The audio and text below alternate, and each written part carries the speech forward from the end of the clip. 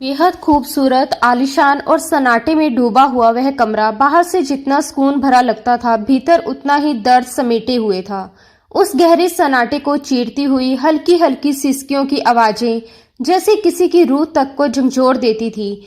और वे सिसकियां निहारिका की थी, जो ठंडे फर्श पर दीवार से सटकर सूंघड़ी हुई बैठी थी, मानो खुद को दुनिया की हर बुरी नजर से बचा लेना चाहती हो। उसे इस कमरे तक लाने वाला कोई और नहीं बल्कि विजय चौहान था, एक ऐसा इंसान जो उसे खरीद कर यहाँ लाया था। और निहारिका भली भांति जानती थी कि खरीदी गई औरतों के साथ किस तरह का व्यवहार किया जाता है। उसकी आंखों में डर साफ झलक रहा था, क्योंकि आज तक किसी गैर मर्द ने उसे छुआ तक नहीं था, बल्कि उसने हमेशा खुद को ऐसी नजरों से बचाकर रखा था। लेकिन आज उसकी पूरी दुनिया बिखरती हुई महसूस हो रही थी। माँ के गुजर जाने के बाद पिता ने दूसरी शादी कर ली थी और सौतेली माँ ने चालाकी से पिता को विदेश भेजकर पीछे से निहारिका का सौदा कर दिया। एक ऐसा सौदा जिसने उसकी जिंदगी को एक ही पल में अंधेरे में धकेल दिया। तभी कमरे के दरवाजे पर हल्की सी आहट हुई और विजय चौहान अंदर दाखिल हुआ। उसने लापरवाही से अपना कोट उतारकर सोफे पर फेंका, टाई की गांठ ढीली की और सामने बैठी उस डरी सहमी रोती हुई लड़की पर एक ठंडी नजर डाली। फिर होठों पर तंज भरी मुस्कान तैर गई। उसकी आंखों में औरतों के लिए नफरत साफ झलक रही थी, जैसे उसने पहले ही तय कर लिया हो कि औरतें सिर्फ नफरत के लायक होती हैं। फिर भी ना जाने क्यों वह इस मासूम लड़की को खरीद लाया था। धीरे धीरे कदम बढ़ाता हुआ वह उसके सामने घुटनों के बल बैठ गया। निहारिका ने कांपते हुए अपना झुका हुआ चेहरा उठाया, आंसुओं से भीगा गुलाबी चेहरा, बड़ी बड़ी डरी हुई आंखें जो रोने की वजह से और भी लाल हो गई थी, छोटी सी नाक और कांपते हुए अनार जैसे होठ। वह सच में खूबसूरती की एक मिसाल थी और विजय कुछ पल के लिए उसकी सुंदरता में खो सा गया, जैसे यकीन ही ना कर पा रहा हो कि कोई इतना मासूम और खूबसूरत भी हो सकता है। जब वह उसे यहाँ लाया था तब उसका चेहरा काली चादर से ढका हुआ था, लेकिन अब उसकी असली सूरत देखकर विजय खुद भी एक पल के लिए ठहर गया। उसने जैसे ही अपना हाथ उसके चेहरे की तरफ बढ़ाया, निहारिका एकदम से घबराकर पीछे हट गई और उसके इस डर ने विजय के चेहरे पर एक अजीब सा साया ला दिया। इतना क्यों डर रही हो? बस एक रात की ही तो बात है, उसके बाद तुम आजाद हो जाओगी। उसकी आवाज में एक ठंडी बेरहमी थी। उसी समय बाहर आसमान में जोरदार बादल गरज उठे और तेज बारिश शुरू हो गई, जैसे प्रकृति भी इस अन्याय की गवाही दे रही हो। जोधपुर के उस सुनसान फार्म हाउस के बाहर तूफान मचा हुआ था, लेकिन अंदर निहारिका के दिल में उठ रहा तूफान उससे कई ज्यादा खतरनाक था। विजय की सर्द और निर्दयी नजरों की जलन अपने जिस्म पर महसूस करते हुए वह और भी सिमट गई। उसकी सांसें तेज हो गई और कांपते हाथों से वह बार बार अपनी फटी हुई चादर को संभालने लगी, वही चादर जो उसकी इज्जत की आखिरी ढाल थी। विजय के शब्द उसके कानों में बार बार गूंज रहे थे, बस एक रात। ये शब्द उसके दिल में पिघले हुए शीशे की तरह उतरते जा रहे थे। एक पंडित जी की बेटी होने के नाते उसके खून में संस्कार और इज्जत बसी हुई थी।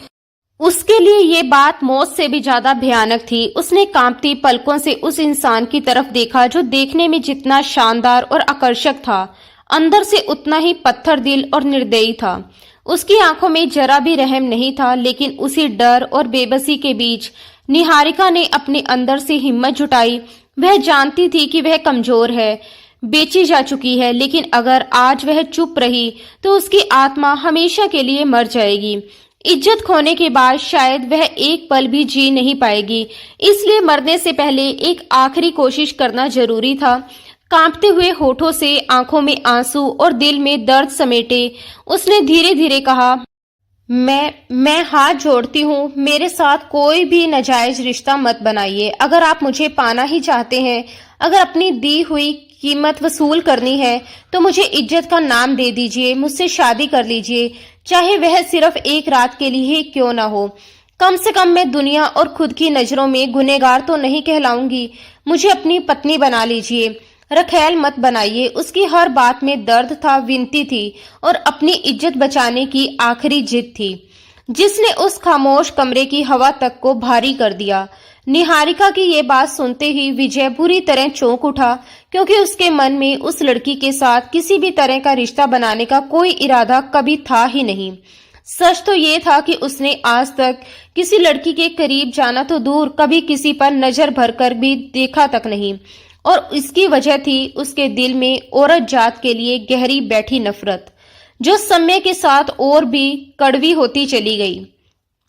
वह तो खुद नहीं समझ पाया था कि आखिर क्यों वह निहारिका को उस नरक से निकालकर यहाँ ले आया था, जबकि उसका इरादा साफ था कि सुबह होते ही वह उसे किसी आश्रम या सुरक्षित जगह पर छोड़ देगा और अपनी जिंदगी से हमेशा के लिए दूर कर देगा। लेकिन इस समय निहारिका की बातें सुनकर उसके होठों पर एक ठंडी व्यंग्य से भरी मुस्कान उभर आई। उसने धीरे से अपना हाथ जेब में डाला और कमरे में टहलने लगा, जैसे कोई गहरी सोच में डूब गया हो। विजय चौहान, जिसे कभी किसी की भावनाओं से कोई लेना देना नहीं रहा, उस मासूम लड़की के बहते आंसुओं से भी जरा सा प्रभावित नहीं हुआ, बल्कि उसी पल उसके दिमाग में जैसे कोई बंद दरवाजा खुल गया और उसे अपनी दादी की वह शर्त याद आ गई, जो पिछले 3 सालों से उसके लिए एक बोझ बनकर उसके गले में अटकी हुई थी। उसके पिता ने मरने से पहले अपनी पूरी जायदाद और बिजनेस की पावर ऑफ अटर्नी उसकी दादी के नाम कर दी थी और साफ साफ वसीयत लिखी थी कि जब तक विजय शादी करके अपना घर नहीं बसाएगा, तब तक उसे कारोबार का पूरा अधिकार नहीं मिलेगा। यही वजह थी कि इतने बड़े बिजनेस अंपायर का वारिस होने के बावजूद वह आज तक उसका मालिक नहीं बन पाया था, क्योंकि उसकी दादी बिना बहू के किसी भी कागज पर हस्ताक्षर करने के लिए तैयार ही नहीं होती थी। अचानक विजय के कदम रुक गए और उसने पलटकर निहारिका को गहरी परखती हुई नजरों से देखा। वह लड़की ना सिर्फ बेहद खूबसूरत थी, बल्कि उसके हाव भाव से खानदानी भी लग रही थी, और सबसे बड़ी बात यह थी कि वह मजबूर थी, अकेली थी और पूरी तरह उसके कब्जे में थी। बस यही सोच उसके दिमाग में एक खतरनाक योजना का रूप ले चुकी थी। उसने मन ही मन तय कर लिया कि अगर वह इस लड़की से शादी कर ले तो दादी की शर्त भी पूरी हो जाएगी और उसका काम भी बन जाएगा। वह निहारिका को अपने साथ हवेली ले जाएगा, दादी के सामने उसे अपनी पत्नी के रूप में पेश करेगा और उसी वक्त उनसे पावर ऑफ अटर्नी पर दस्तखत करवा लेगा। जैसे ही सारी जायदाद और कारोबार उसके नाम हो जाएगा, वह बिना किसी झिझक के निहारिका को तलाक देकर आजाद कर देगा। साथ ही कुछ पैसे देकर उसका मुंह हमेशा के लिए बंद कर देगा, ताकि वह कभी उसके खिलाफ कोई आवाज ना उठा सके। ये सौदा उसे बेहद आसान और फायदेमंद लगा, और इसी सोच के साथ उसके चेहरे की कठोरता थोड़ी ढीली पड़ी, मगर उसकी आंखों में एक अजीब सी स्वार्थ भरी चमक उभर आई। वह धीरे धीरे कदम बढ़ाता हुआ निहारिका के करीब आया, झुककर उसकी तरफ देखा और ठंडी आवाज में बोला, शादी? ठीक है, अगर तुम्हें अपनी इज्जत बचाने का इतना ही जुनून है तो मैं तुमसे शादी करने के लिए तैयार हूं, अभी इसी वक्त।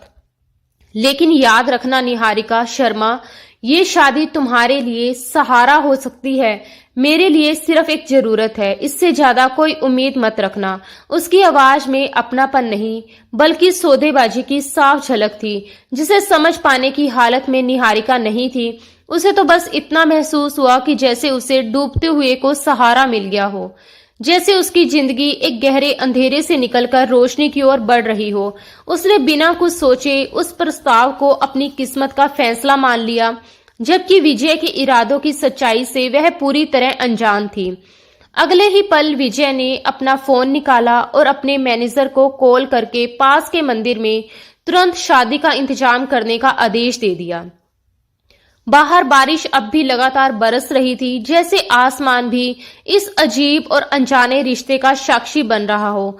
कुछ ही देर बाद जब विजय निहारिका को लेकर मंदिर पहुंचा, तो रात के सन्नाटे में वह मंदिर लगभग वीरान पड़ा था। दियों की टिमटिमाती लौ में देवी देवताओं की मूर्तियां खामोश गवाह बनकर खड़ी थी और वातावरण में एक अजीब सी गंभीरता घुली हुई थी।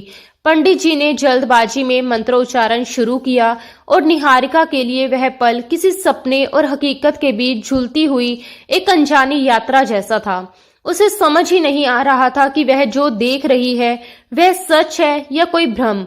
जब विजय ने उसकी मांग में संदूर भरा तो उसके हाथों में कोई कंपन नहीं था, उसके चेहरे पर कोई भाव नहीं था और उसकी आंखों में प्यार का नामो निशान तक नहीं था। वहां सिर्फ एक ठंडी जीत का एहसास था, एक ऐसा नशा जिसमें उसे साफ दिखाई दे रहा था कि अब उसकी मंजिल बहुत करीब है और जायदाद बहुत जल्द उसकी मुट्ठी में होगी। वहीं दूसरी तरफ 7 फेरे लेते हुए निहारिका ने अपने दिल में ये पक्का संकल्प ले लिया कि वह इस रिश्ते को पूरी ईमानदारी से निभाएगी, चाहे उसे कितनी ही मुश्किलों का सामना क्यों ना करना पड़े। लेकिन उसी समय विजय के मन में सिर्फ एक ही ख्याल घूम रहा था कि ये सब जल्द से जल्द खत्म हो, ताकि वह उन कागजात तक पहुंच सके जिनके लिए उसने ये पूरा खेल रचा था और जिनके आगे उसके लिए किसी भी रिश्ते या इंसान की कोई कीमत नहीं थी। शादी की रस्में पूरी होते ही विजय ने बिना एक पल गवाए निहारिका का हाथ मजबूती से पकड़ा और लगभग खींचते हुए उसे मंदिर से बाहर ले आया। उसकी पकड़ में ऐसा कठोरपन था मानो वह किसी इंसान का नहीं बल्कि किसी सामान का हाथ थामे हुए हो। बाहर अब भी बारिश बेरहमी से बरस रही थी, लेकिन विजय को ना मौसम की परवाह थी और ना ही निहारिका की हालत की। उसने तेजी से उसे गाड़ी में बिठाया और खुद ड्राइविंग सीट पर बैठते हुए इंजन स्टार्ट कर दिया। इस बार गाड़ी का रुख फार्म हाउस की तरफ नहीं बल्कि शहर की ओर था, उस शहर की तरफ जहां उसकी आलिशान चौहान हवेली उसका इंतजार कर रही थी। पूरे रास्ते गाड़ी के अंदर एक अजीब सा सन्नाटा पसरा हुआ था, ऐसा सन्नाटा जो किसी भी शब्द से ज्यादा भारी था। निहारिका खामोशी से खिड़की के बाहर देखती रही, जहां पेड़, सड़कें और इमारतें तेजी से पीछे छूटती जा रही थी, लेकिन उसके मन के डर कहीं नहीं जा रहे थे। उसका दिल इतनी तेज धड़क रहा था जैसे अभी सीने से बाहर निकल आएगा। उसके दिमाग में एक के बाद एक सवाल उमड़ रहे थे। जिस घर में वह जा रही है वहां उसका क्या होगा? क्या विजय का परिवार उसे अपनाएगा या फिर ये शादी उसके लिए एक नई कैद साबित होगी, एक ऐसा पिंजरा जिससे निकलना उसके लिए नामुमकिन हो जाएगा। उधर विजय पूरी तरह अपने ही ख्यालों में खोया हुआ था। उसके होठों पर एक हल्की मगर खतरनाक विजयी मुस्कान तैर रही थी, जैसे उसने कोई बहुत बड़ी जंग जीत ली हो। वह मन ही मन सोच रहा था कि आज की रात उसकी जिंदगी बदलने वाली है। जैसे ही वह निहारिका को दादी के सामने अपनी पत्नी के रूप में पेश करेगा, वह बिना देर किए उनसे कागजों पर हस्ताक्षर करवा लेगा और सुबह होते ही वह इस पूरे शहर का सबसे ताकतवर आदमी बन जाएगा, हमेशा के लिए दादी की पाबंदियों और रोक टोक से आजाद। कुछ देर बाद गाड़ी शहर के सबसे पोश इलाके में दाखिल हुई और एक विशाल भव्य हवेली के सामने आकर रुकी। जैसे ही निहारिका की नजर उस हवेली पर पड़ी, उसकी आंखें हैरत से फैल गई। वह हवेली किसी राजमहल से कम नहीं थी। ऊंची ऊंची दीवारें, दूर तक फैला हुआ हरा भरा लॉन और हर कोने में जगमगाती रोशनियां ये साफ बता रही थी कि यहाँ रहने वाले लोग आम नहीं बल्कि बेहद रसूखदार और ताकतवर हैं। गेट पर खड़े चौकीदार ने झुककर सलाम किया और भारी भरकम लोहे का दरवाजा खोल दिया। विजय ने गाड़ी को पोर्च में रोका और बिना उसकी तरफ देखे ठंडी हुक्म भरी आवाज में कहा, नीचे उतरो और याद रखना दादी के सामने एक शब्द भी नहीं बोलना है, बस चुपचाप खड़ी रहना और नई नवेली शर्माती हुई दुल्हन बनने का नाटक करना, बाकी सब मैं संभाल लूंगा। उसकी आवाज में ऐसा दबाव था कि निहारिका ने बिना कुछ कहे सहमी हुई गर्दन हिला दी और धीरे धीरे गाड़ी से नीचे उतरी।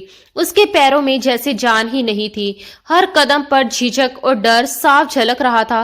रास्ते में विजय ने एक दुकान से उसके लिए कपड़े खरीदकर उसे बदलने को कहा था और अब वह एक साधारण सी लाल साड़ी में लिपटी हुई थी, मगर उसके चेहरे पर अभी भी डर की गहरी परछाइयां थरथरा रही थी। विजय आगे बढ़ा और उसने फिर से उसका हाथ पकड़ लिया। ये स्पर्श किसी सहारे का नहीं बल्कि उसे काबू में रखने का था, एक ऐसा एहसास जिसने निहारिका को भीतर तक सहरा दिया। दोनों धीरे धीरे मुख्य द्वार की ओर बढ़े। रात काफी गहरा हो चुकी थी। इसलिए पूरे घर में एक अजीब सी खामोशी छाई हुई थी, जैसे हर दीवार किसी राज को अपने अंदर छुपाए बैठी हो। नौकर चाकर शायद अपने अपने कमरों में जा चुके थे, मगर विजय को पूरा यकीन था कि उसकी दादी इतनी जल्दी सोने वालों में से नहीं है। वह जरूर अपने कमरे में जाग रही होगी। बिना समय गवाए वह निहारिका को सीधे हवेली के अंदर ले गया और दादी के कमरे की ओर बढ़ने लगा। हवेली का अंदरूनी नजारा भी उतना ही भव्य और चौंका देने वाला था। हर चीज करीने से सजी हुई, ऊंचे ऊंचे झूमरों की रोशनी सफेद संगमरमर के फर्श पर इस तरह चमक रही थी कि मानो वहां चांदनी बिखरी हो। निहारिका सर झुकाए धीमे कदमों से विजय के पीछे पीछे चलती रही। उसका दिल सूखे पत्ते की तरह कांप रहा था। हर गुजरते पल के साथ उसका डर और भी गहरा होता जा रहा था, क्योंकि उसे महसूस हो रहा था कि वह जिस दुनिया में कदम रख रही है वहां से वापसी शायद अब कभी संभव नहीं होगी। विजय ने बिना किसी दस्तक के दादी के कमरे का दरवाजा खोल दिया और सीधे भीतर दाखिल हो गया। कमरे में हल्की रोशनी थी और दादी बड़े से बिस्तर पर तकिए का सहारा लिए आराम कर रही थी। उनके हाथों में माला थी और होठों पर धीमे धीमे मंत्र चल रहे थे। दरवाजा खुलने की आहट पर उन्होंने चश्मे के पीछे से आंखें संगोड़कर देखा। इस वक्त विजय को सामने देखकर वह थोड़ी हैरान हुई, लेकिन जैसे ही उनकी नजर उसके पीछे खड़ी लाल साड़ी में लिपटी सिर झुकाए खामोश लड़की पर पड़ी, उनके हाथ से माला छूटकर नीचे गिर गई और कमरे में एक गहरा भारी सन्नाटा छा गया। ऐसा सन्नाटा जो किसी बड़े तूफान के आने से पहले महसूस होता है। कुछ पल तक वह बस उस दृश्य को समझने की कोशिश करती रही, फिर कांपती हुई आवाज में बोली, विजय, ये कौन है और तुम इसे इस वक्त यहाँ क्यों लेकर आए हो? विजय ने बिना झिझक निहारिका का हाथ हल्का सा ऊपर उठाया और चेहरे पर बनावटी मुस्कान लाते हुए बोला, दादी, आप हमेशा कहती थी ना कि मैं शादी कर लूं, घर बसा लूं, वरना ये सारी जायदाद और बिजनेस यूं ही पड़े रह जाएंगे। तो लीजिए, मैंने आपकी इच्छा पूरी कर दी। ये निहारिका है मेरी पत्नी और इस हवेली की नई बहू। ये सुनकर दादी को अपनी ही सुनवाई पर यकीन नहीं हुआ। हैरानी और सदमे के बीच वह धीरे धीरे बिस्तर से उतरी और निहारिका के पास आई। निहारिका ने अपने संस्कारों के अनुसार तुरंत झुककर उनके पैर छुए। उसके कांपते हाथ और झुका हुआ सर उसके भीतर के डर को साफ जाहिर कर रहे थे। दादी ने उसके चेहरे को अपने हाथों से ऊपर उठाया। उसकी मासूम सूरत, डरी हुई बड़ी बड़ी आंखें और मांग में सजा ताजा सिंदूर देखकर उनके सख्त चेहरे पर अचानक ममता की नरमी उतर आई। उन्हें यकीन ही नहीं हो रहा था कि उनका वही जिद्दी पोता जिसे शादी के नाम से नफरत थी, आज सच में किसी को अपनी पत्नी बनाकर उनके सामने खड़ा है। उनकी आंखों में खुशी के आंसू भर आए। उन्होंने निहारिका को सीने से लगा लिया और भावुक होकर बोली, हे भगवान, तेरा लख लख शुक्राना है। मैं तो समझ बैठी थी कि अपने पोते का घर बसते देखे बिना ही इस दुनिया से चली जाऊंगी। जुग जुग जियो बेटी, सदा सुहागन रहो। विजय ये सब देखकर भीतर ही भीतर मुस्कुरा रहा था। उसे लग रहा था कि उसका तीर बिल्कुल सही निशाने पर लगा है। दादी ने प्यार से निहारिका के सर पर हाथ फेरा, फिर विजय की ओर हल्की नाराजगी से देखा और बोली, तुम तो बड़े छुपे रुस्तम निकले, मुझे बताया तक नहीं। मैं तुम्हारी शादी धूमधाम से करती, मेरे इकलौते पोते हो तुम। उनकी आवाज में खुशी के साथ हल्की शिकायत भी घुली हुई थी। विजय ने माथे पर आया पसीना पोंछते हुए बनावटी सहजता से कहा, दादी, आप ही तो कहती थी जल्दी शादी कर लो, अब कर ली है तो सवाल क्यों कर रही हैं? अब जल्दी से कल तक पावर ऑफ अटर्नी मेरे नाम कर दीजिए। उसने सीधे वही बात कह दी जिसके लिए वह यहाँ आया था। दादी ने उसकी बात सुनकर थोड़ा रुककर भारी आवाज में कहा, पहले बहू के लिए कुछ इंतजाम तो करने दो। जायदाद की इतनी फिक्र क्यों पड़ गई? मैं कौन सा सब कुछ लेकर भागी जा रही हूँ। और उन्होंने तुरंत नौकरानी को आवाज लगाई कि बहू के लिए कमरा तैयार किया जाए और मिठाई लाई जाए। लेकिन विजय के पास ना वक्त था और ना ही सब्र। वह इस भावनात्मक माहौल को ज्यादा देर तक खींचना नहीं चाहता था।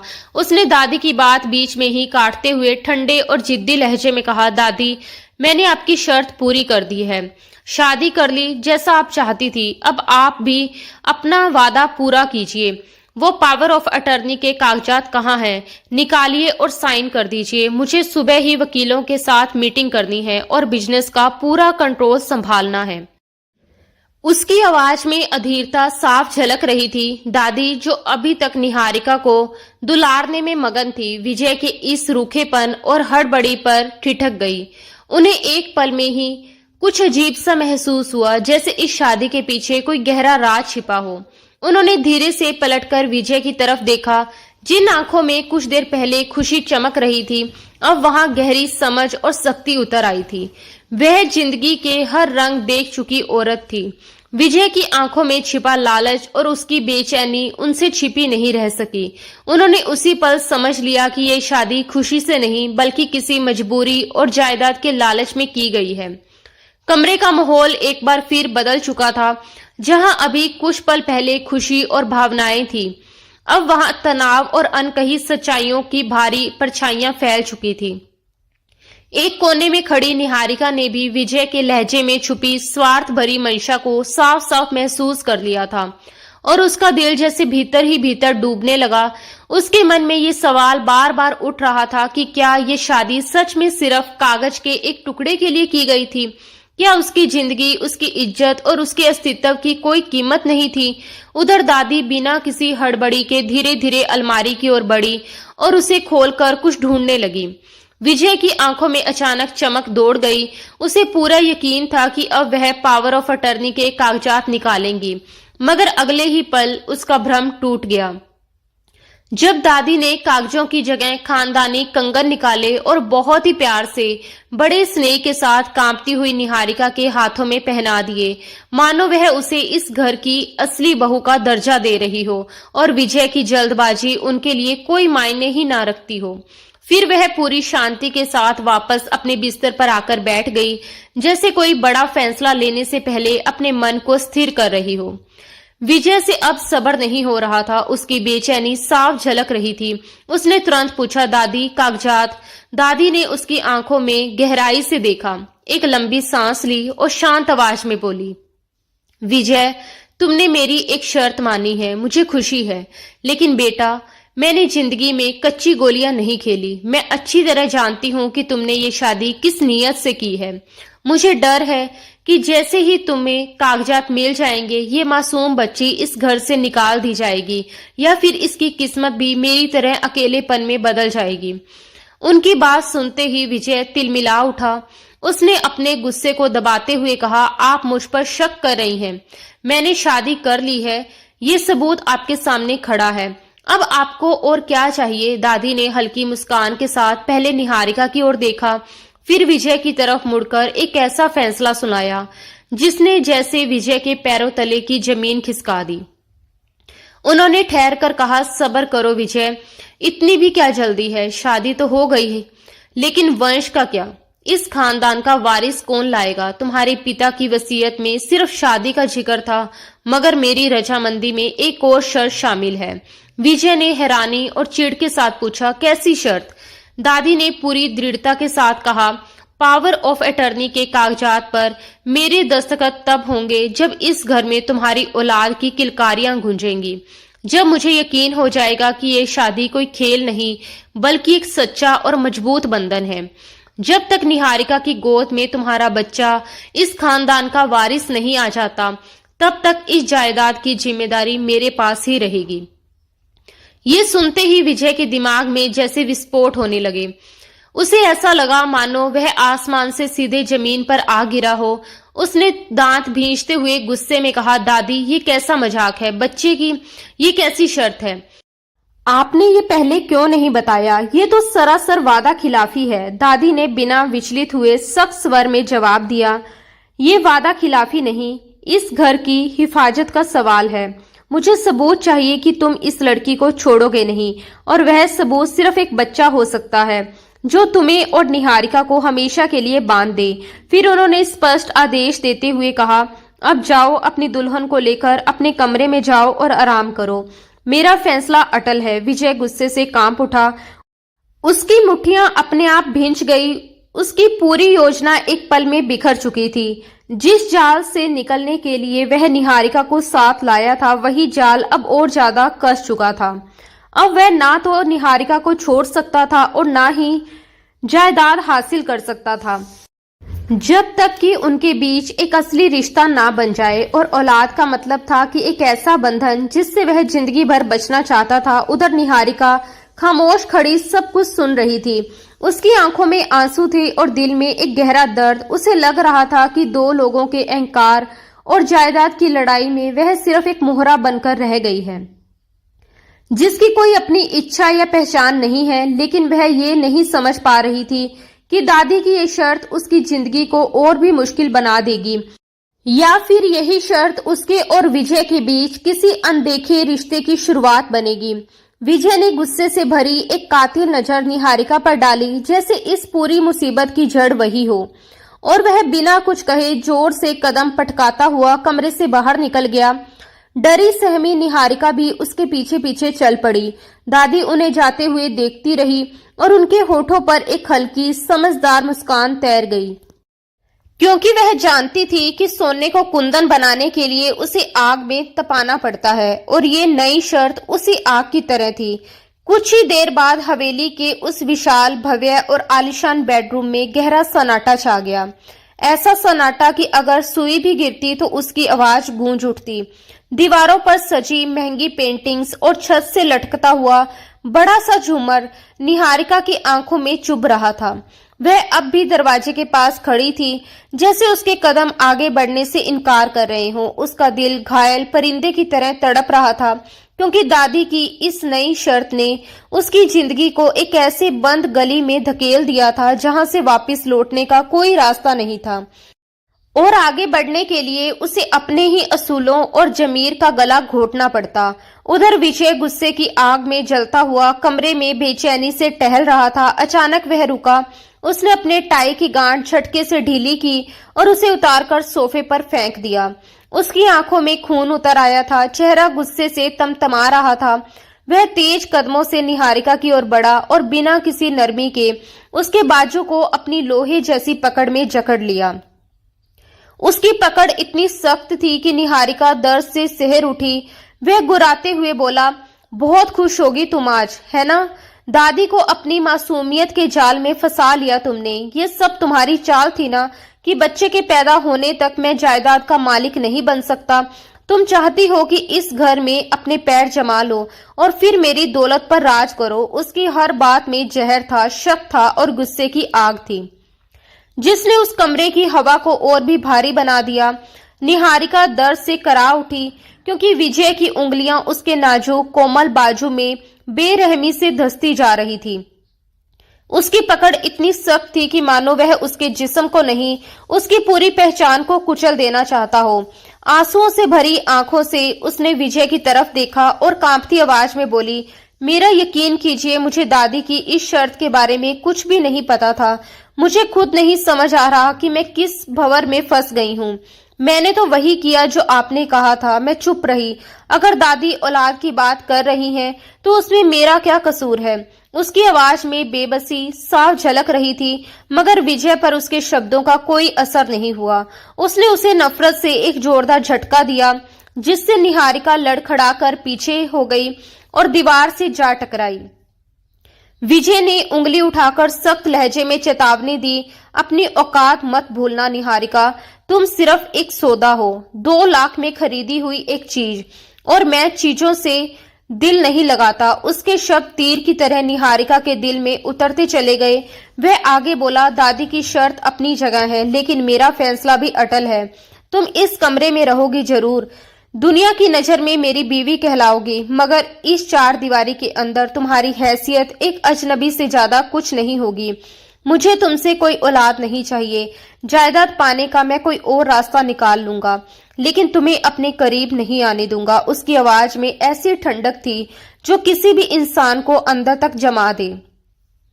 आज रात तुम इस सोफे पर सोओगी और मैं बेड पर, और खबरदार मेरे सोने के बाद कोई आवाज निकाली तो। उसने अपनी बात खत्म की। निहारिका ने चुपचाप सिर झुका लिया। उसके पास कहने के लिए कुछ बचा ही नहीं था। वह धीरे से जाकर सोफे के एक कोने में सिमट कर बैठ गई और अपनी लाल साड़ी का पल्लू खुद के चारों ओर कसकर लपेट लिया, मानो उसी में खुद को बचाने की आखिरी कोशिश कर रही हो। ये उसकी सुहागरात थी, मगर उसकी आंखों में सपनों की जगह सिर्फ डर, अपमान और टूटन की परछाइयां थी। विजय ने लाइट बंद की और बेड पर जाकर लेट गया, जबकि निहारिका अंधेरे में चुपचाप अपनी किस्मत पर आंसू बहाती रही। उसे लग रहा था कि जैसे ये रात कभी खत्म ही नहीं होगी, मगर वक्त किसी के लिए नहीं रुकता। सुबह की पहली किरणों के साथ हवेली में हलचल शुरू हो गई। पूरी रात जागी हुई निहारिका तुरंत उठी, बाथरूम में जाकर खुद को संभाला और चेहरे पर एक बनावटी मुस्कान ओढ़ ली, क्योंकि उसे दादी के सामने खुश मिजाज नई दुल्हन का अभिनय करना था।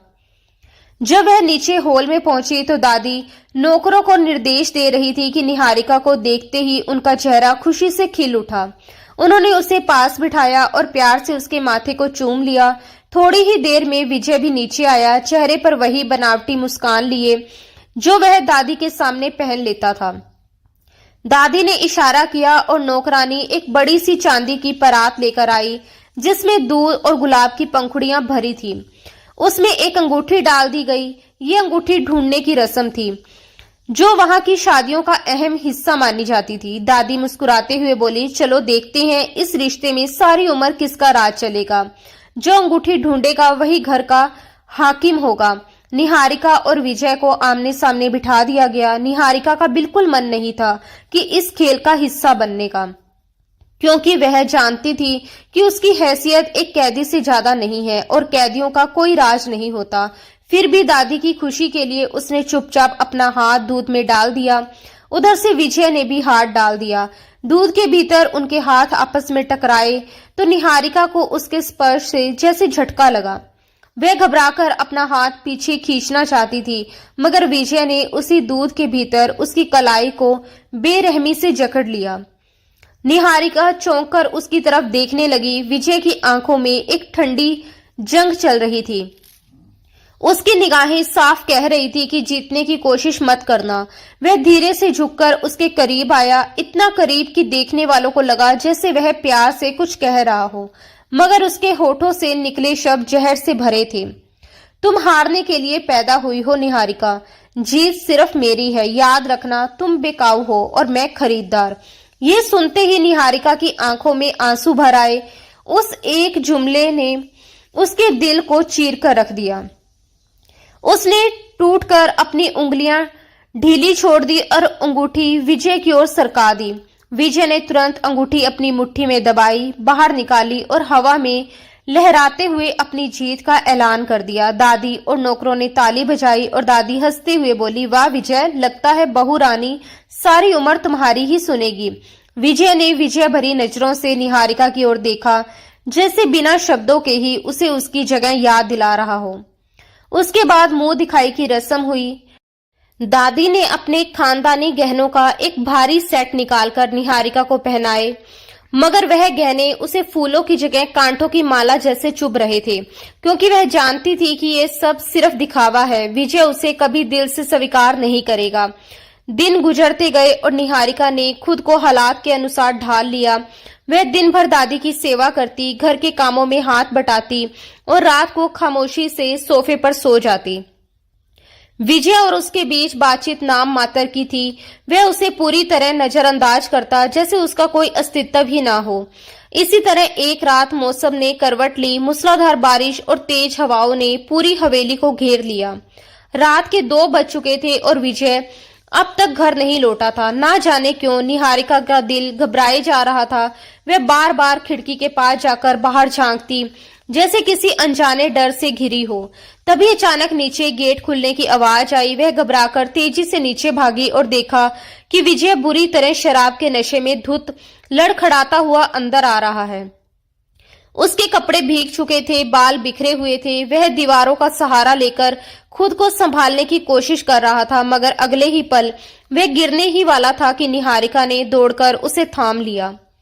विजय ने झटके से उसकी ओर देखा। उसकी आंखें लाल थी और मुंह से शराब की तीखी बदबू आ रही थी। उसने उसे धक्का देने की कोशिश की, मगर उसके अपने पैरों में ही ताकत नहीं बची थी और वह वहीं सीढ़ियों पर ढहकर बैठ गया। निहारिका ने डरते डरते कांपती हुई आवाज में कहा, विजय जी संभल कर आइए, मैं आपको कमरे तक ले चलती हूँ।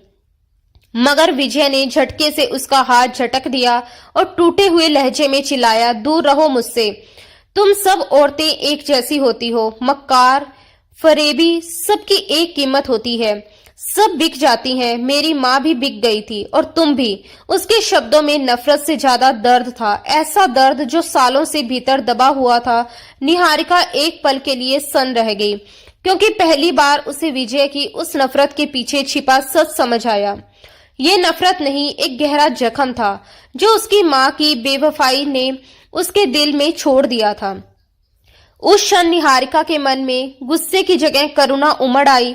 उसने महसूस किया कि सामने खड़ा इंसान जालिम नहीं बल्कि टूटा हुआ है, एक ऐसा बच्चा जो अब भी अपनी माँ के छोड़ जाने के दर्द में कहीं अंदर ही अंदर रो रहा है।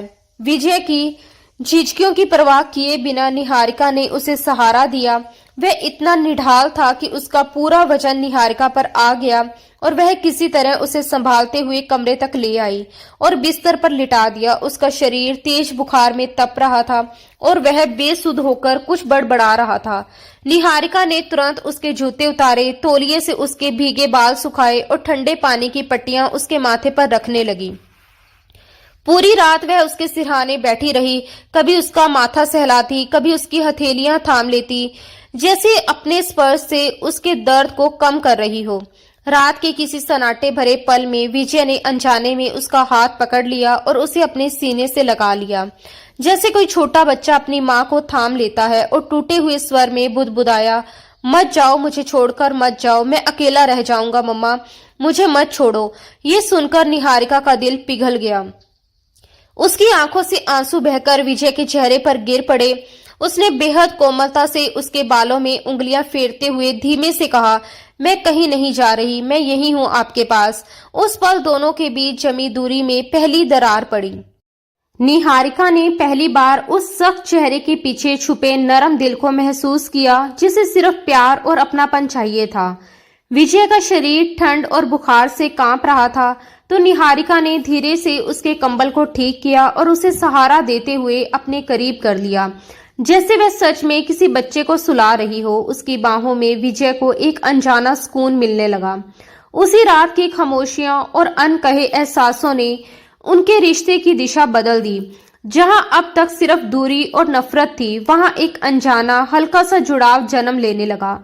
उस रात दोनों के दो जिस्म एक हो गए और विजय सारी रात अपनी शिद्दतें उस पर लुटाता रहा। सुबह जब विजय की आंख खुली तो उसका शरीर भारी था, मगर उसने महसूस किया कि वह कंबल में सुरक्षित है और उसके पास निहारिका सो रही है। रात की धुंधली यादें उसके मन में उभरने लगी और पहली बार उसकी नजरों में निहारिका के लिए एक अलग सा भाव आया। ना पूरी तरह अपनापन, ना ही नफरत, बल्कि कुछ ऐसा जो वह खुद भी समझ नहीं पा रहा था। उस दिन के बाद उसके व्यवहार में हल्का सा बदलाव आने लगा। वह अब बेवजह चिल्लाता नहीं था, गुस्सा कम करता था और कभी कभी खाने की मेज पर चुपचाप निहारिका की ओर देख भी लेता था। मगर उनके बीच की दूरी अभी भी कायम थी, क्योंकि वह फिर कभी उसके करीब नहीं आया। इसी बीच करवा चौथ का त्योहार आ गया, वह दिन जब पत्नियां अपने पतियों की लंबी उम्र के लिए व्रत रखती हैं। हवेली में तैयारियां शुरू हो गई और दादी ने खास तौर पर निहारिका को ये व्रत रखने को कहा। निहारिका ने सुबह तड़के उठकर सरगी खाई और फिर पूरे दिन पानी की एक बूंद तक अपने होठों से नीचे नहीं उतरने दी। जब विजय को ये बात पता चली तो वह शाम को जल्दी घर लौटा और सीधे कमरे में गया, जहां निहारिका आईने के सामने तैयार हो रही थी। उसने लाल बनारसी साड़ी पहन रखी थी, बालों में गजरा सजा था, हाथों में मेहंदी रची थी। वह बेहद खूबसूरत लग रही थी, मगर कमजोरी के कारण उसका चेहरा फीका पड़ गया था। विजय ने झुंझलाकर कहा, ये क्या ड्रामा है निहारिका, तुम जानती हो ना कि ये शादी एक झूठ है। फिर किसके लिए ये सब कर रही हो? क्यों खुद को तकलीफ दे रही हो? आखिर साबित क्या करना चाहती हो? निहारिका ने शांति से उसकी ओर देखा और बहुत ही नरम आवाज में बोली, मैं कुछ साबित नहीं करना चाहती विजय जी, शादी जैसी भी हो, मेरे लिए ये संदूर और ये रिश्ता सच्चा है। मैंने आपके नाम का व्रत रखा है और मैं इसे पूरा भी करूंगी। उसकी बात सुनकर विजय और ज्यादा चिढ़ गया। उसने पास रखी थाली से पानी का गिलास उठाया और उसके होठों के पास लाते हुए कहा, पी लो ये पानी, मुझे तुम्हारी इन कुर्बानियों की कोई जरूरत नहीं। यह सब ढकोसले हैं। अगर मुझे कुछ होना होगा तो तुम्हारे भूखे रहने से नहीं रुकेगा, पी लो इसे। लेकिन निहारिका ने धीरे से अपना चेहरा फेर लिया और दृढ़ आवाज में कहा, सौदा मेरे शरीर का हुआ था विजय जी, आपने मुझे खरीदा था, लेकिन ये रिश्ता आत्मा का है। आप मेरे पति हैं और मेरी दुआ है कि आपकी उम्र लंबी हो। मैं ये पानी तब तक नहीं पीऊंगी जब तक चांद नहीं निकलता, और आप अपने हाथों से मुझे पानी नहीं पिलाते। उसकी आवाज में अड़िग विश्वास था। विजय ने गुस्से में गिलास मेज पर पटक दिया और बिना पीछे देखे कमरे से बाहर निकल गया। उसके मन में उथल पुथल मची हुई थी। वह समझ नहीं पा रहा था कि ये लड़की आखिर किस मिट्टी की बनी है। वह जितना उसे ठुकराता वह उतनी ही शिद्दत से उसके लिए समर्पित हो जाती। शाम ढलते ढलते हवेली पर रात का साया छा गया और छत पर दादी के साथ घर की बाकी औरतें चांद का इंतजार करने लगी। उसी भीड़ से थोड़ा हटकर निहारिका एक कोने में खड़ी थी। भूख और प्यास से उसके होंठ सूख चुके थे, बदन में हल्की हल्की कंपकपी थी और आंखों के आगे धुंध छाने लगी थी, मगर उसकी नजरें अब भी आसमान पर टिकी थी, जैसे उसकी सारी उम्मीदें उसी चांद से जुड़ी हों। आखिरकार बादलों की ओर से चांद निकला और दादी की खुशी भरी आवाज गूंजी, चांद निकल आया। निहारिका ने कांपते हाथों से छलनी उठाई, दिया जलाया और पहले चांद को देखा, फिर उसी छलनी से विजय के चेहरे को देखने के लिए मुड़ी। विजय कुछ दूरी पर खड़ा था, चेहरे पर वही सख्त भाव, जैसे ये सब उसके लिए मायने ही ना रखता हो। निहारिका जैसे ही उसकी तरफ बढ़ी, अचानक उसकी आंखों के सामने अंधेरा छा गया। उसका शरीर जवाब दे चुका था और वह लड़खड़ाकर गिरने लगी। लेकिन अगले ही पल विजय, जो अब तक बेपरवाह बना खड़ा था, बिजली की तेजी से आगे बढ़ा और उसे जमीन पर गिरने से पहले ही अपने मजबूत बाहों में थाम लिया। निहारिका बेहोशी की हालत में थी। विजय के चेहरे पर पहली बार घबराहट साफ झलक रही थी। उसने तुरंत पास रखा पानी का गिलास उठाया और उसके होठों से लगा दिया। निहारिका ने बेहोशी में ही कुछ घुट पानी के पी लिए और जैसे ही पानी की ठंडक उसके भीतर उतरी, उसने धीरे धीरे आंखें खोली। सामने विजय था। आज उसकी आंखों में एक अजीब सी चिंता और अपनापन झलक रहा था। दादी और बाकी लोग ये नजारा देखकर मुस्कुरा रहे थे। उनके लिए ये पति पत्नी के प्रेम का सबसे बड़ा प्रमाण था कि विजय ने अपनी गिरती हुई पत्नी को संभाला और अपने हाथों से उसे पानी पिलाया। तभी विजय को भी एहसास हुआ कि अनजाने में ही सही, उसने निहारिका का व्रत पूरा करवा दिया।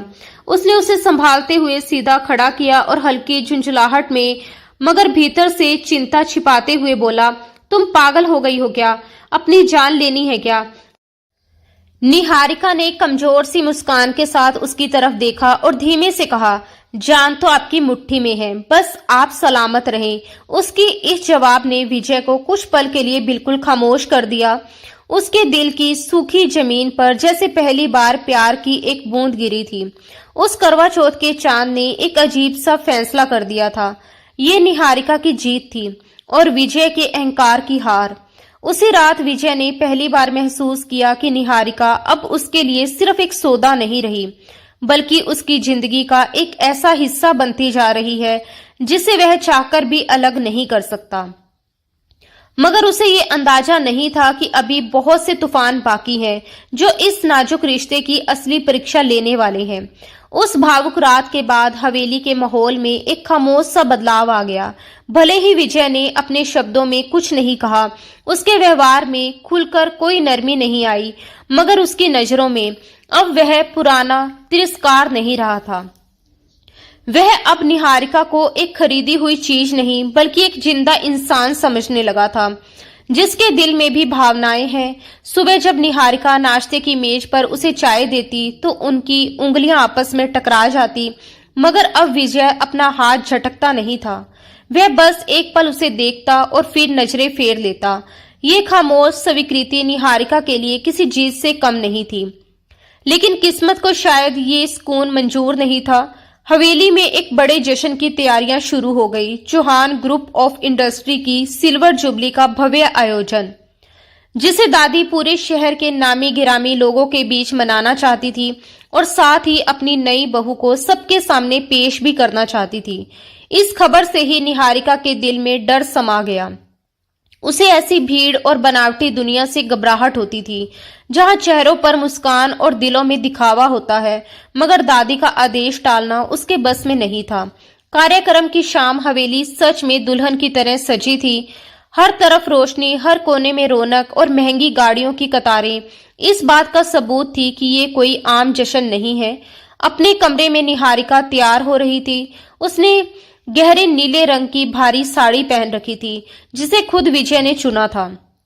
आईने में खुद को देखते हुए उसके गले में हीरो का हार और मांग में भरा सिंदूर चमक रहा था, मगर उसकी आंखों में एक अनजाना डर था, जैसे दिल उसे पहले ही किसी अनहोनी का इशारा दे रहा हो। तभी दरवाजा खुला और विजय अंदर आया। उसने काली शेरवानी पहन रखी थी। उसका व्यक्तित्व किसी शहजादे से कम नहीं लग रहा था। जैसे ही उसकी नजर निहारिका पर पड़ी, उसके कदम वहीं थम गए। नीले रंग में वह सचमुच किसी चांद के टुकड़े की तरह लग रही थी और एक पल के लिए विजय की धड़कनें भी बेकाबू हो गई। वह धीरे धीरे उसके पास आया, आईने में उसकी प्रतिबिंब को देखते हुए रुका और गहरी आवाज में बोला, आज तुम सच में चौहान परिवार की शान लग रही हो निहारिका। याद रखना, नीचे बहुत लोग होंगे जो मेरी बर्बादी चाहते हैं। उनके सामने कमजोर मत पड़ना। मेरा हाथ थामे रखना और मुस्कुराती रहना, क्योंकि तुम्हारी मुस्कान ही मेरी ताकत होगी। उसकी आवाज में पहली बार भरोसा था और शायद एक अनकहा अपनापन भी। निहारिका हैरानी से पलटकर विजय को देखने लगी, क्योंकि ये पहला मौका था जब उसने उसे अपनी ताकत कहा था। उसकी आंखों में एक पल के लिए विश्वास और संकोच एक साथ झलक उठा। उसने धीरे से सहमति में सिर हिलाया और अपना कांपता हुआ हाथ विजय के हाथ में रख दिया। विजय की मजबूत पकड़ में एक अजीब सा सुकून था, जैसे पहली बार उसे किसी ने थामकर गिरने से बचाने का वादा किया हो। दोनों जब सीढ़ियां उतरकर हॉल में पहुंचे तो हर नजर उनकी ओर उठ गई। महफिल में बैठे लोग धीमे धीमे सरगोशियां करने लगे। विजय सिंह की पत्नी कितनी खूबसूरत है, कितनी निफासत है उसमें। दादी का चेहरा गर्व से चमक उठा। उन्होंने आगे बढ़कर दोनों को अपने पास बुलाया और मेहमानों से मिलवाने लगी। हॉल हंसी, रोशनी और शोर से भरा हुआ था। गिलासों की टकराहट, धीमा संगीत और लोगों की बातचीत उस शाम को भव्य बना रहे थे। निहारिका विजय के साथ कदम से कदम मिलाकर चल रही थी। हर मिलने वाले को झुककर नमस्कार करती, मुस्कुराती। उसके दिल में एक नई उम्मीद जन्म लेने लगी थी, जैसे उसकी टूटी हुई जिंदगी अब धीरे धीरे संवरने लगी हो। लेकिन किस्मत को शायद ये मंजूर नहीं था। तभी अचानक मुख्य दरवाजे की ओर हलचल हुई और जैसे ही निहारिका की नजर उधर गई, उसका खून जम गया। उसके चेहरे का रंग उड़ गया और पैरों से जैसे जमीन खिसक गई। दरवाजे पर वही इंसान खड़ा था, यशवंत सिंह, वही दरिंदा जिससे बचाकर विजय उसे यहाँ लाया था। उसकी आंखों में आज भी वही गंदी चाहत और बदले की आग जल रही थी। विजय ने भी उसे देख लिया। उसके जबड़े भींच गए, मुट्ठियां कस गई। वह समझ गया था कि यशवंत का यहाँ आना तूफान लेकर आया है। यशवंत जहरीली मुस्कान के साथ आगे बढ़ा, हाथ में शराब का गिलास थामे, जैसे वह इस महफिल को अपमान में बदलने आया हो। दादी, जो उसकी असलियत से अनजान थी, उसे एक आम मेहमान समझ बैठी। वह करीब आकर ऊंची आवाज में बोला, मुबारक हो विजय सिंह, ये शानदार पार्टी है और क्या शानदार जोड़ी है। मैं तो हैरान हूं कि तुमने इतनी जल्दी शादी कर ली और हमें खबर भी नहीं हुई, जबकि इस कीमती चीज की परख तो सबसे पहले मैंने की थी। उसके लहजे की गंदगी वहां खड़े हर शख्स को चुभ गई। विजय ने तुरंत निहारिका को अपने पीछे कर लिया और गुस्से से दहाड़ा, अपनी हद में रहो यशवंत, यहाँ तुम मेहमान हो, इज्जत से चले जाओ वरना गार्ड्स तुम्हें उठाकर बाहर फेंक देंगे। मगर यशवंत ने जोरदार ठहाका लगाया। हॉल में अचानक सन्नाटा छा गया। संगीत रुक गया, हर नजर उनकी ओर टिक गई। वह तंज भरे अंदाज में दादी की ओर मुड़ा और बोला, अरे दादी, आप अपने पोते को नहीं रोकोगी? मैं तो बस पुरानी यादें ताजा कर रहा था। आखिर इस बहुरानी का और मेरा सौदा होते होते रह गया था। बस आपके पोते ने बाजी मार ली, वरना आज ये मेरे कमरे की शोभा होती।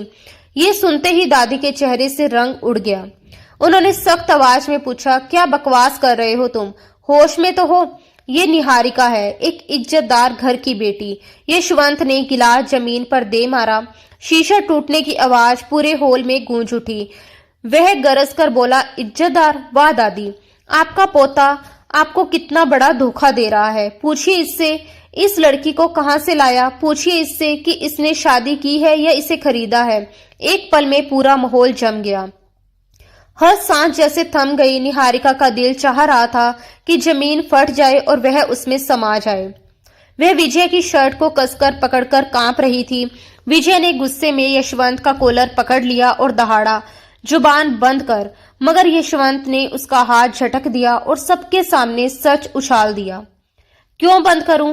क्या ये झूठ है कि इसकी सौतेली मां ने इसे मेरे हाथों बेचने का सौदा किया था? क्या ये झूठ है कि तुम बीच में आकर ज्यादा पैसे देकर इसे ले गए?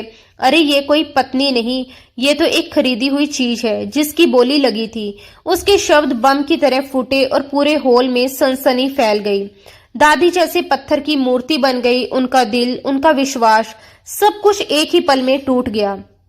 उन्होंने कांपते हाथों से विजय की ओर देखा और भारी आवाज में पूछा, विजय, क्या ये सच है? क्या तुमने इस लड़की को खरीदा है? विजय कुछ कहने के लिए आगे बढ़ा, दादी मेरी बात, मगर दादी ने चीखकर उसे रोक दिया। बस हाँ या ना में जवाब दो। विजय ने नजरें झुका ली और धीमी आवाज में कहा, हाँ, मैंने पैसे दिए थे।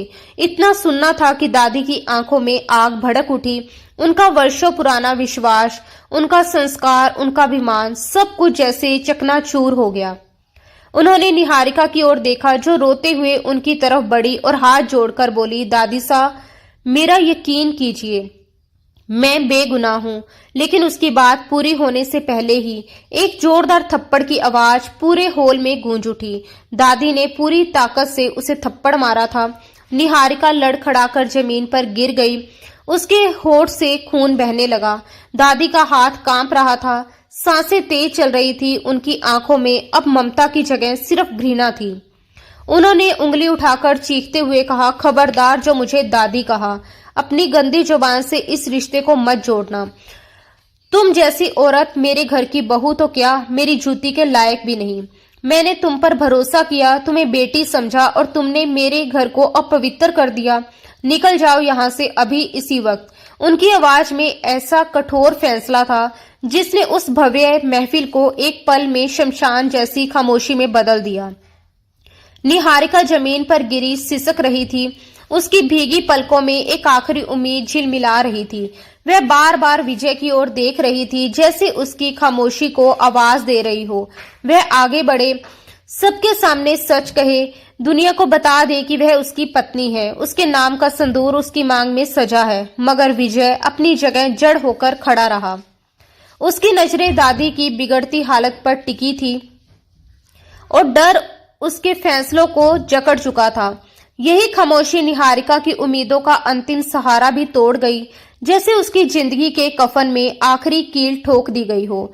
वहीं एक कोने में खड़ा यशवंत जहरीली मुस्कान लिए इस मंजर का आनंद ले रहा था।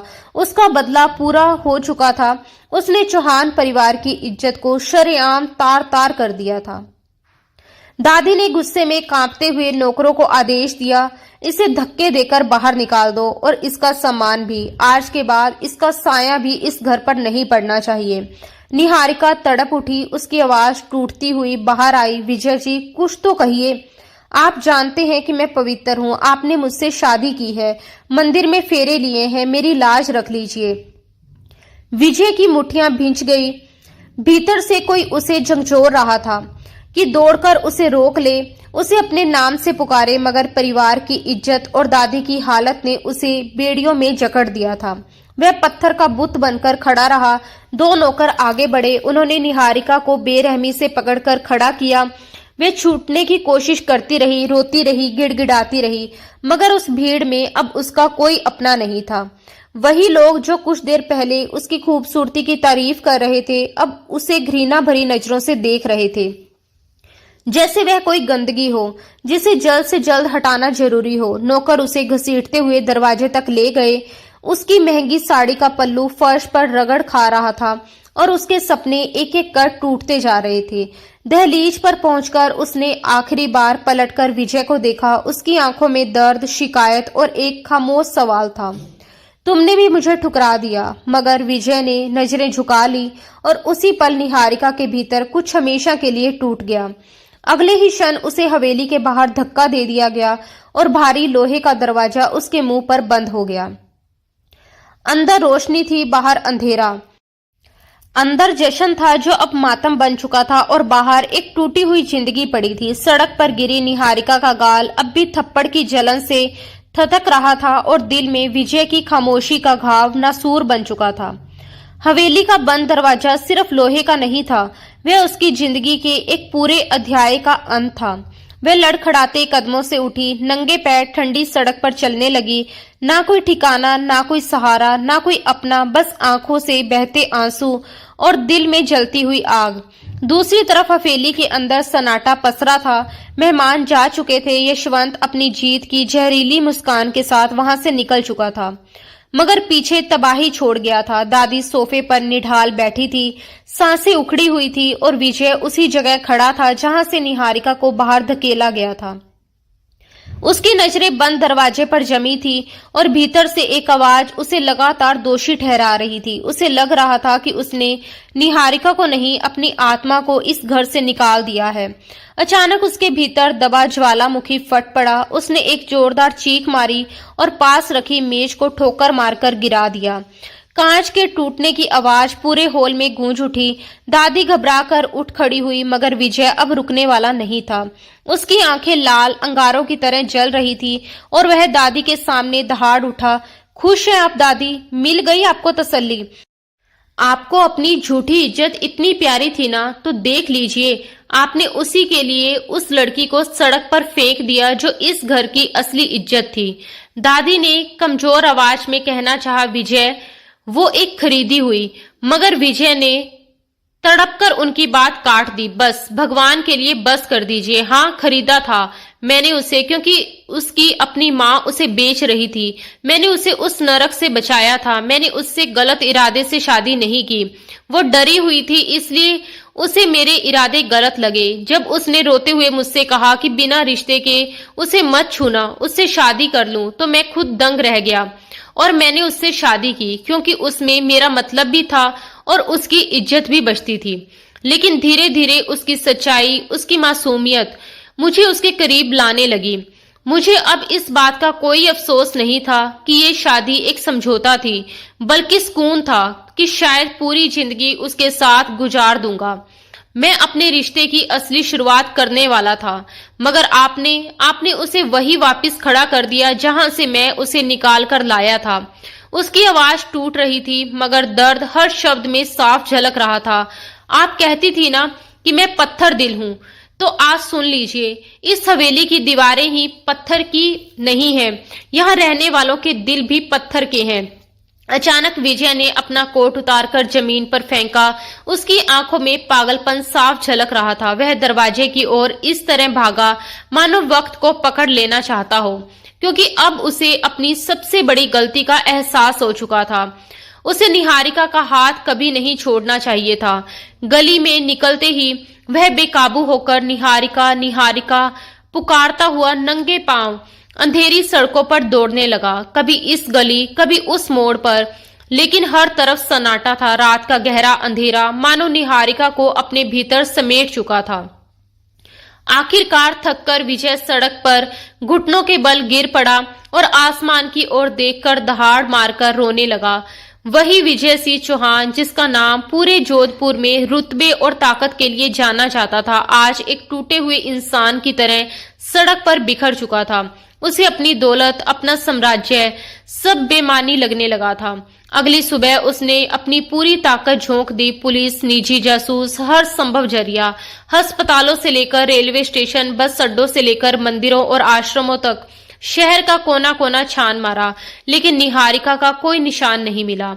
वह जैसे आई थी वैसे ही तूफान बनकर गायब हो गई। समय बीतता गया, दिन हफ्तों में, हफ्ते महीनों में बदलते गए और विजय ने खुद को दुनिया से काट लिया। ना बिजनेस, ना दोस्त, ना रिश्ते, बस एक ही जुनून, निहारिका को ढूंढना या फिर शराब में डूबकर उसके ख्यालों में खो जाना, उसकी तस्वीर से बातें करना। उधर यशवंत सिंह, जिसने इस कहानी में आग लगाई थी, विजय ने उसे भी बख्शा नहीं। अपनी बची खुची ताकत से उसका सब कुछ तबाह कर दिया और उसे जेल की सलाखों के पीछे पहुंचा दिया।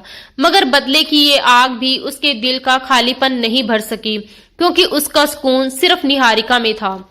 दूसरी ओर किस्मत से ठोकरें खाती निहारिका जोधपुर से बहुत दूर वृंदावन पहुंच चुकी थी, जहां उसने एक बूढ़ी औरत के यहाँ पनाह ली, जो मंदिर के पास फूलों की छोटी सी दुकान चलाती थी। निहारिका ने अपनी पहचान मिटा दी। अब वह किसी हवेली की बहू नहीं, बल्कि एक साधारण मजदूर औरत थी, जो सुबह सुबह मंदिर की सीढ़ियां साफ करती और फूलों की मालाएं बनाकर अपना गुजारा करती। इसी संघर्ष के बीच उसे एक ऐसी सच्चाई का सामना करना पड़ा जिसने उसकी दुनिया हिला दी। वो मां बनने वाली थी। विजय की निशानी उसके भीतर पल रही थी। ये जानकर वह फूट फूट कर रो पड़ी।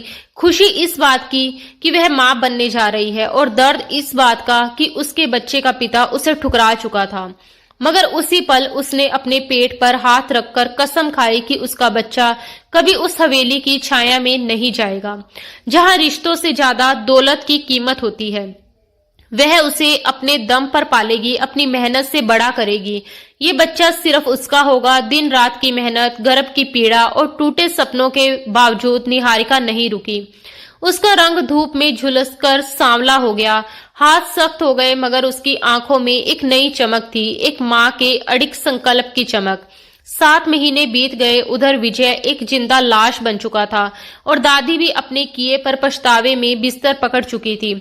अक्सर रोते हुए विजय से कहती, मेरी बहू को ढूंढ ला, मुझसे बहुत बड़ा पाप हो गया। तभी एक दिन विजय को अपने खास मुखबिर से खबर मिली कि वह वृंदावन के एक मंदिर के पास निहारिका जैसी एक औरत देखी गई है। उसने एक पल भी गवाए बिना गाड़ी उठाई और वृंदावन की ओर निकल पड़ा। उसका दिल उम्मीद और डर के बीच पूरी तरह धड़क रहा था। वृंदावन पहुंचकर जब वह घाट पर पहुंचा तो शाम की आरती अपने चरम पर थी। हजारों दिए यमुना जी में तैर रहे थे। घंटियों की गूंज वातावरण को भक्ति में डुबा रही थी। विजय भीड़ को चीरता हुआ आगे बढ़ा। उसकी नजरें बेचैनी से हर चेहरे को टटोल रही थी। तभी उसकी नजर घाट किनारे खड़ी एक औरत पर जाकर ठहर गई। सादी सूती साड़ी में जल अर्पित करती हुई उसकी पीठ ही काफी थी। विजय उसे हजारों की भीड़ में भी पहचान सकता था। वह धीमे धीमे उसके पास पहुंचा। हर कदम भारी था।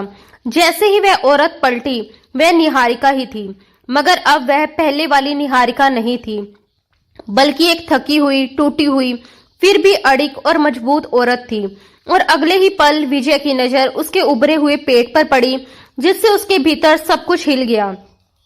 उसके होठों से एक टूटी हुई सिसकी निकली, और उसे समझ आ गया कि किस्मत ने दादी की शर्त तो पूरी कर दी, लेकिन एक ऐसी कीमत पर जिसे वह कभी चुका नहीं सकता। निहारिका ने जैसे ही विजय को देखा, वह सन्न रह गई। उसके हाथ से कलश छूटकर पानी में गिर गया, मगर उसकी आंखों में अब कोई मोह नहीं था, सिर्फ अजनबियत और ठंडापन था।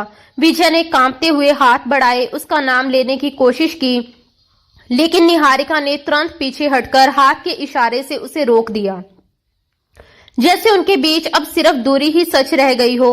विजय की आंखों से आंसू लगातार बह रहे थे। वह गीली रेत पर घुटनों के बल बैठ गया और फूट फूट कर रोते हुए बोला, निहारिका, मुझे माफ कर दो। मैं तुम्हारा गुनहगार हूँ। मैंने तुम पर भरोसा नहीं किया, अपने अहंकार में अंधा होकर तुम्हें खो दिया। देखो, मैं तुम्हारे बिना जिंदा होकर भी मर रहा हूँ। मुझे एक मौका दे दो, मेरे साथ घर चलो। दादी भी तुम्हें बहुत याद करती है, और ये हमारा बच्चा, इसे क्यों सजा दे रही हो? निहारिका ने अपनी साड़ी का पल्लू कसकर पकड़ लिया और पत्थर जैसी ठंडी आवाज में बोली, कौन सा घर विजय साहब? वो हवेली जहां रिश्तों की कीमत लगती है, या वो दादी जो बहू को जूती के बराबर समझती थी? और आप तो मुझे खरीद कर लाए थे ना, 2 लाख कीमत थी मेरी, याद है? इतना कहकर उसने अपनी कमर से बंधी पोटली खोली और उसमें से मुड़े तुड़े नोट निकालकर विजय के चेहरे पर फेंक दिए। नोट हवा में उड़ते हुए पानी में बिखर गए, और निहारिका दर्द से कांपती हुई बोली, लीजिए आपके 2 लाख। दिन रात मेहनत करके, फूल बेचकर, मंदिर की सीढ़ियां धोकर मैंने ये पैसे जोड़े हैं, ताकि आपका कर्ज चुका सकूं। आज से हमारा हिसाब बराबर। अब मेरा रास्ता छोड़ दीजिए। मैं और मेरा बच्चा किसी के मोहताज नहीं। मैं इसे अकेले पाल लूंगी। मगर उस बाप का नाम नहीं दूंगी जो अपनी पत्नी की इज्जत तक नहीं बचा सका। विजय ने उन बिखरे नोटों की ओर देखा तक नहीं।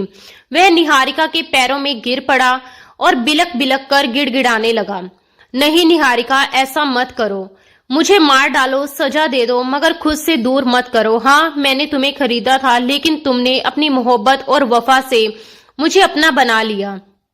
मैं तुम्हारा गुनहगार हूं, मगर भगवान के लिए मेरे बच्चे को मुझसे मत छीनो। मैं कसम खाता हूं पूरी जिंदगी तुम्हारा गुलाम बनकर रहूंगा, सब कुछ छोड़ दूंगा। वो हवेली, वो दौलत, वो नाम, मुझे बस तुम चाहिए निहारिका, सिर्फ तुम।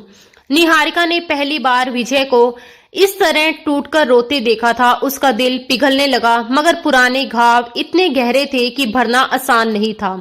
तभी अचानक उसके पेट में तेज दर्द उठा, एक भयानक लहर की तरह, और वह चीख पड़ी, क्योंकि सदमे और तनाव के कारण उसे समय से पहले ही प्रसव पीड़ा शुरू हो गई। वह गिरने लगी तो विजय ने उसे संभाल लिया। घबराकर मदद के लिए चिल्लाने लगा। आसपास की औरतें दौड़कर आई, निहारिका को घेर लिया और विजय को पीछे हटा दिया। वह वहीं हाथ जोड़कर रोते हुए भगवान से प्रार्थना करने लगा, हे भगवान, मेरी जान ले ले, मगर निहारिका को बचा ले। मैं सब कुछ खोने को तैयार हूं, बस उसे कुछ मत होने देना। जल्द ही उसे पास के अस्पताल ले जाया गया और विजय ऑपरेशन थिएटर के बाहर घंटों बेचैनी से टहलता रहा। हर गुजरता पल उसके लिए सजा बन गया था। उसके मन में सिर्फ एक ही डर था, अगर निहारिका को कुछ हो गया तो वह खुद को कभी माफ नहीं कर पाएगा। अब उसे ना दादी की शर्त याद थी, ना जायदाद, बस निहारिका की सांसों की चिंता थी। काफी देर के बाद डॉक्टर मुस्कुराते हुए बाहर आई और बोली, मुबारक हो, आपको बेटा हुआ है और माँ भी अब खतरे से बाहर है। ये सुनते ही विजय के पैरों तले जमीन खिसक गई। वह वहीं बैठकर रो पड़ा। ये आंसू खुशी के थे, पछतावे के थे, एक नए जीवन की शुरुआत के थे। जब उसे अंदर जाने की इजाजत मिली तो उसने देखा निहारिका बिस्तर पर अंधमुंधी आंखों से लेटी थी। उसके पास सफेद कपड़े में लिपटा एक नन्हा सा बच्चा चैन से सो रहा था। विजय धीरे धीरे अंदर आया, जैसे किसी मंदिर में कदम रख रहा हो। उसने पहले बच्चे को देखा। उसके नैन नक्श बिल्कुल उसी जैसे थे। वह चौहान परिवार का वारिस था, लेकिन विजय के लिए वह सिर्फ उसकी और निहारिका की मोहब्बत की निशानी था। उसने कांपते हाथों से बच्चे के माथे को छुआ और फिर निहारिका के पास बैठ गया। निहारिका ने आंखें खोली। अब उनमें गुस्सा नहीं, बल्कि थकान और ममता की गहराई थी। विजय ने जेब से वही मंगलसूत्र निकाला जो निहारिका हवेली छोड़ते वक्त उतारकर चली गई थी, और रोते हुए बोला, निहारिका, मैं जानता हूं कि मैं इसके लायक नहीं हूं, लेकिन इस मासूम के खातिर मुझे माफ कर दो। मैं तुम्हें रानी बनाकर नहीं, बल्कि अपनी जीवन संगिनी और इस बच्चे की मां बनाकर अपने साथ ले जाना चाहता हूं। मुझे बस एक मौका दे दो खुद को सुधारने का। निहारिका ने चुपचाप अपने बच्चे की ओर देखा, जिसने नींद में भी विजय की उंगली पकड़ रखी थी। खून ने खून को पहचान लिया था। उसकी आंखों से आंसू बह निकले और उसने हल्के से सिर हिला दिया। यही उसकी हाँ थी। विजय ने कांपते हाथों से मंगलसूत्र उसके गले में पहना दिया और उसके माथे को छू लिया। इस बार ये कोई सौदा नहीं, बल्कि सच्चे रिश्ते का पवित्र बंधन था। कुछ दिनों बाद जब विजय निहारिका और अपने बेटे को लेकर हवेली पहुंचा तो सब कुछ बदल चुका था।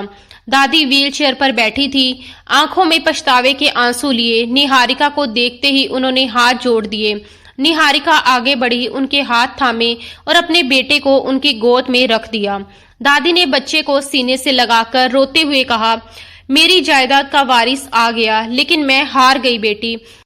तेरी इज्जत और सब्र जीत गया। विजय ने निहारिका को अपने पास खींच लिया। जो हवेली कभी सुनी थी, अब वहां बच्चे की किलकारियां गूंज रही थी।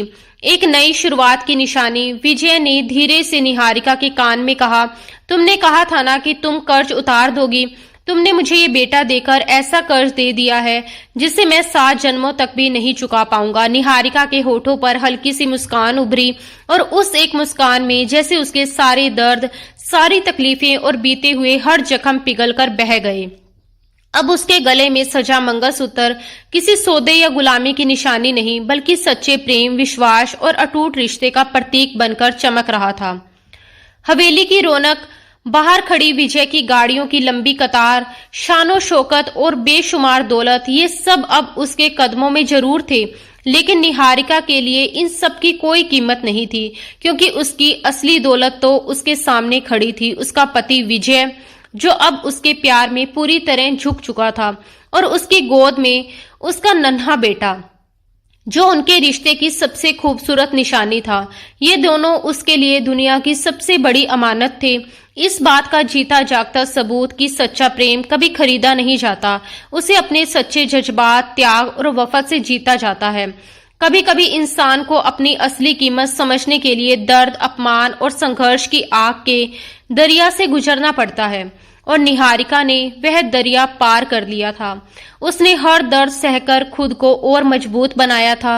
अब जब वह उस किनारे पर खड़ी थी, तो उसके सामने सिर्फ सुकून, अपनापन और एक नई शुरुआत का अनंत समंदर था, जहां अब ना कोई डर था, ना कोई दूरी, सिर्फ प्यार था, और जो हर बीतते पल के साथ और गहरा होता जा रहा था।